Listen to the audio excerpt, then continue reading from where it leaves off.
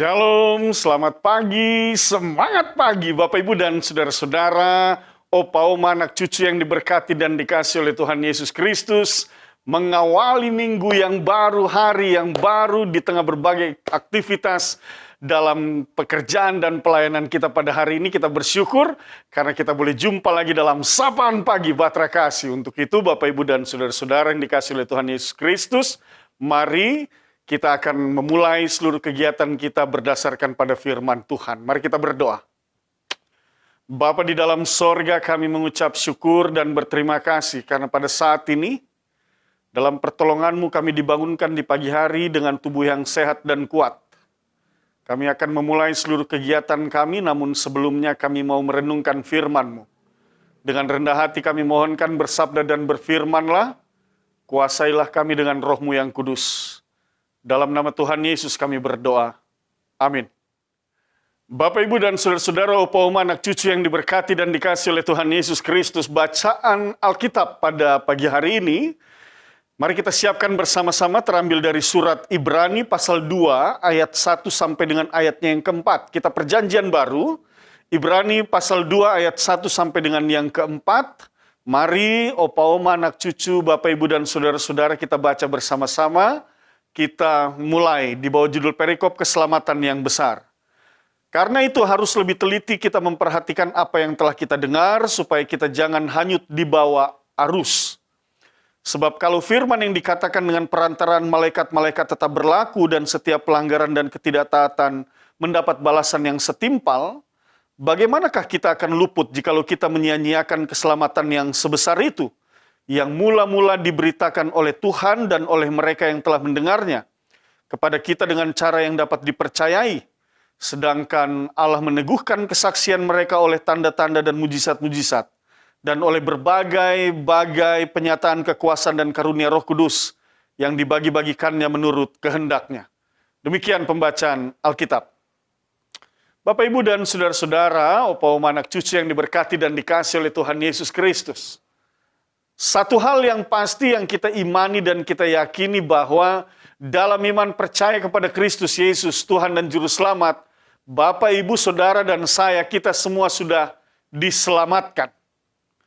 Dalam keyakinan keselamatan itu sudah dianugerahkan kepada kita semua, maka firman Tuhan ini mau mengajarkan kepada kita bagaimana sesungguhnya di dalam kita menjalani kehidupan ini, sikap yang seperti apa yang harus kita perlihatkan, tunjukkan, menjadi sebuah kesaksian yang hidup di dalam hidup kita.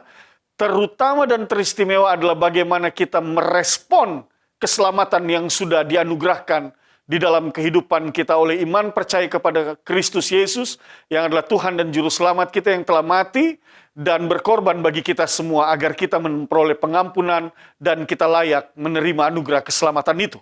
Nah, bacaan firman Tuhan ini berbicara tentang hal itu. Pasal 2 ayat 1 dia katakan, karena itu harus lebih teliti kita memperhatikan apa yang telah kita dengar, supaya kita jangan hanyut di bawah arus. Nah, ini dia. Mari perhatikan, ada kata karena itu berarti ini bagian kalimat menyambung dari ayat sebelumnya.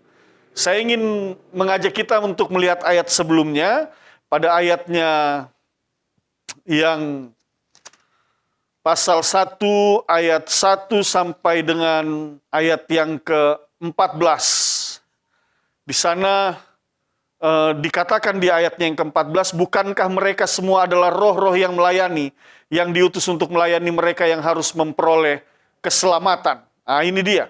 Ini penting Bapak Ibu kalau kita membaca bagian nats ini. Jadi bagian ini mengajarkan bagaimana keselamatan yang dianugerahkan kepada kita itu juga tetap berada di dalam tuntunan dan pimpinan kuasa Allah, yaitu kuasa Roh Kudus Allah. Sehingga dikatakan bukankah mereka semua adalah roh-roh yang melayani, yang diutus untuk melayani mereka yang harus memperoleh keselamatan. Jadi bukan sekedar menerima keselamatan lalu kemudian selesai, tidak. Tetapi kuasa Roh Kudus Tuhan juga bekerja untuk menuntun dan memimpin kita agar kita tetap diteguhkan dalam iman percaya kita dan meyakini akan keselamatan itu menjadi bagian hidup kita oleh karena iman percaya kita kepada Kristus Yesus yang sudah mati dan berkorban bagi kita semua. Lalu kemudian diperhadapkan dengan berbagai realitas dan kenyataan yang ada. Pada saat ini berbagai ajaran-ajaran juga berkembang, ada banyak godaan dan cobaan yang mencoba merongrong, mencoba menggoyahkan, mencoba menggugat iman percaya kita, dan itu sebabnya firman Tuhan katakan, kita karena itu harus lebih teliti kita memperhatikan apa yang telah kita dengar, supaya kita jangan hanyut di bawah arus, begitu. Jadi artinya benar-benar kalau kita beriman, sungguh-sungguh beriman, kalau kita beriman dengan beriman yang berpengetahuan, beriman dengan betul-betul memahami apa yang kita imani dan yang kita yakini, sehingga kita tidak mudah digoyang oleh berbagai ajaran, berbagai angin-angin pengajaran yang muncul di akhir-akhir ini. Di dalam ayat kedua dikatakan, sebab kalau firman yang dikatakan dengan perantaran malaikat-malaikat tetap berlaku, dan setiap pelanggaran dan ketidaktaatan mendapat balasan yang setimpal. Artinya juga Bapak, Ibu, dan saudara-saudara, firman itu berlaku dalam kehidupan kita. Apa yang diberitakan itu yang nyata, dan itu tetap berlaku. Itu sebabnya juga Tuhan Yesus juga mengatakan semuanya akan berlalu, tetapi perkataanku tidak akan berlalu. Artinya juga firman Tuhan ini akan tetap berlaku dalam seluruh kehidupan kita. Oleh sebab itu penting untuk mengerti dan memahami dengan benar, sekali lagi, ajaran firman Tuhan yang mengajarkan tentang keselamatan dan iman percaya yang bertumbuh dalam ajaran itu. Nah, itu dia.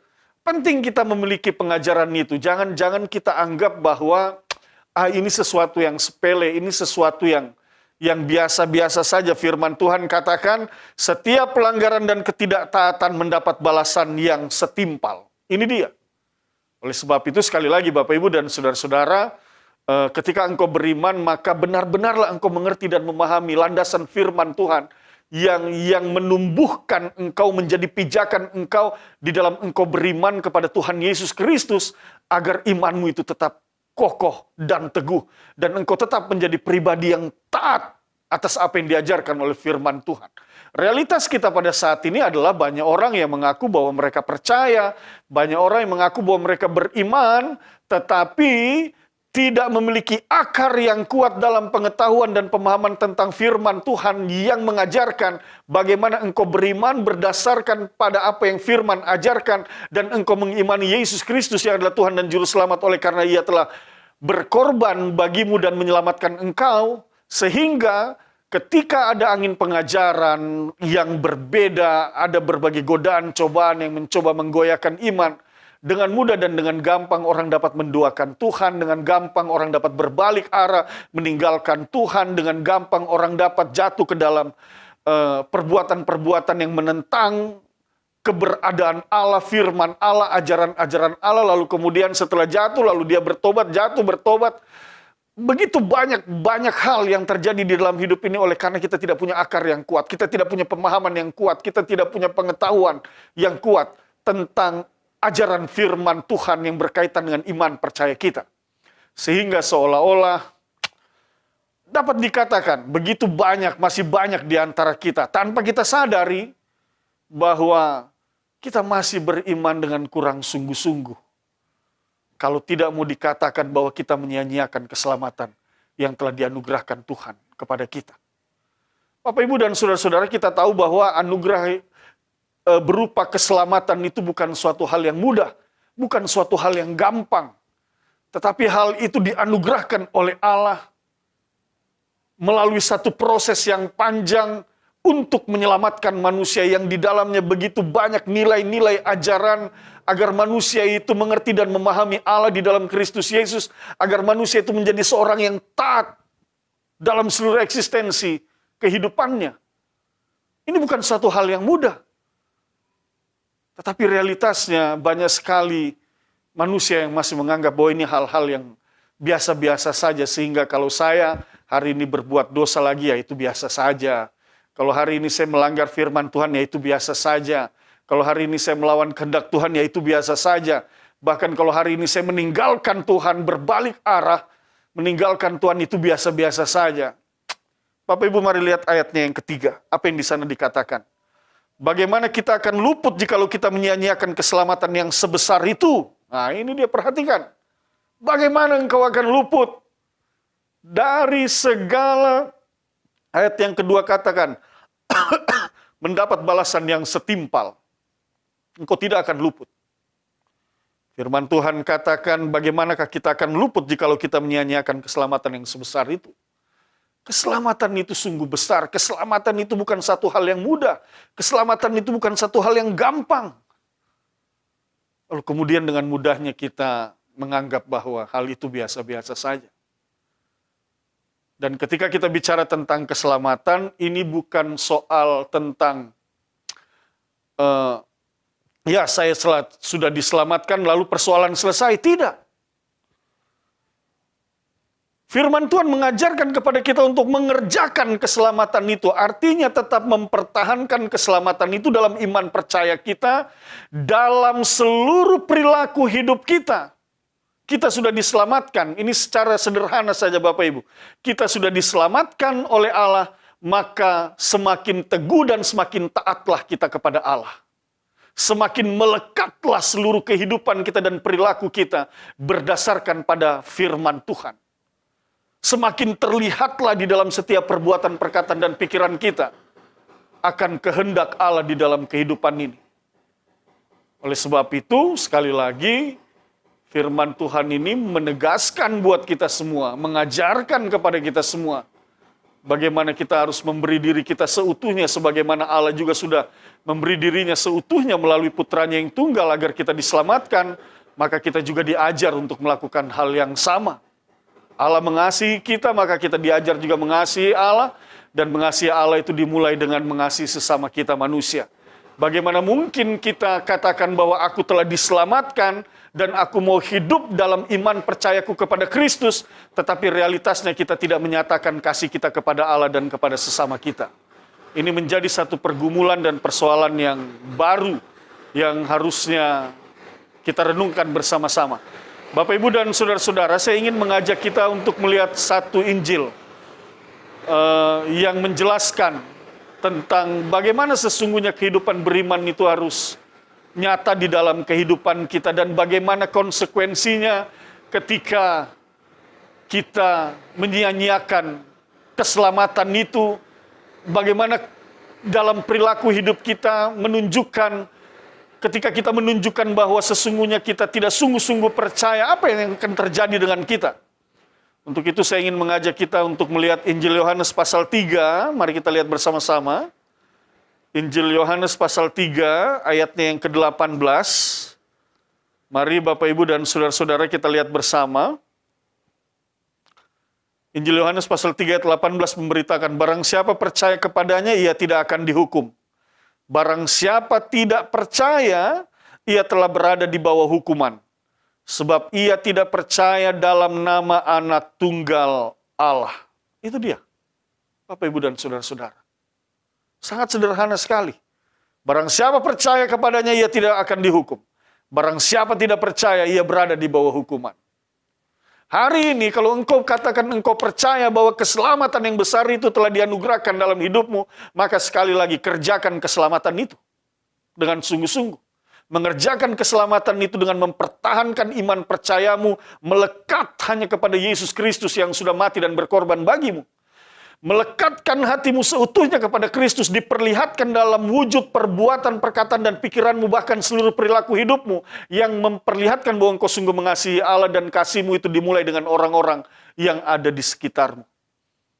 Sehingga ketika engkau kerjakan dan lakukan itu, sungguh keselamatan yang sudah diberitakan, dianugerahkan itu telah tiba dalam kehidupan rumah tanggamu, telah tiba dalam kehidupan keseharianmu, dan engkau membawa keselamatan itu bagi orang-orang yang ada di sekitarmu dengan perilaku hidupmu. Oleh sebab itu, Bapak, Ibu, dan saudara-saudara, hari ini sekali lagi diingatkan kepada kita semua, Tuhan sudah menganugerahkan keselamatan itu kepada kita. Dan kita mengucap syukur dan berterima kasih. Dan cara kita mengucap syukur dan berterima kasih itu adalah memperlihatkan keselamatan itu dengan menyelamatkan orang-orang yang ada di sekitar kita. Bagaimana caranya? Sekali lagi, kasihi mereka, hidup berbagi dengan mereka, bawa berita keselamatan, kabar baik ini untuk orang-orang di sekitarmu. Agar mereka yang sakit Engkau doakan, mereka disembuhkan. Mereka yang lapar Engkau berbagi, mereka dikenyangkan. Mereka yang membutuhkan topangan Engkau topang mereka, mereka dikuatkan dan diteguhkan. Dan semua itu terjadi hanya oleh karena kasih karunia Tuhan yang sudah terlebih dahulu Engkau rasakan di dalam hidupmu. Selamat menjadi berkat buat sesamamu. Mari kita berdoa. Kami mengucap syukur dan berterima kasih untuk semua kasih setia Tuhan dalam hidup kami. Kami bersyukur. Kami mohonkan Tuhan meneguhkan iman percaya kami. Keselamatan yang telah kami terima. Kami pegang teguh dalam hidup kami. Dan kami mau teruskan melalui perilaku hidup kami bagi sesama kami. Dan di atas semua itu, nama Tuhan yang ditinggikan dan dimuliakan. Kasih Tuhan yang telah kami terima, kami mau teruskan kepada sesama kami. Sehingga ada sukacita, ada kedamaian, ada kesejahteraan yang boleh kami rasakan di dalam kami menjalani hari-hari kami. Syukur kami akan keselamatan yang sudah Engkau nyatakan dan Engkau beritakan dalam kehidupan kami. Oleh sebab itu kami percaya mereka yang sakit akan disembuhkan, bergumul akan diberikan jalan keluar. Tuhan memberkati Bapak, Ibu, Saudara-saudara, opa, oma, anak cucu kami semua beroleh sukacita dan damai sejahtera. Kami akan memulai seluruh kegiatan, aktivitas kerja dan pelayanan kami hari ini, dan kami serahkan semua ke dalam tangan kasih Tuhan. Dalam nama Tuhan Yesus kami berdoa dan mengucap syukur. Amin. Selamat pagi, Tuhan berkati kita semua.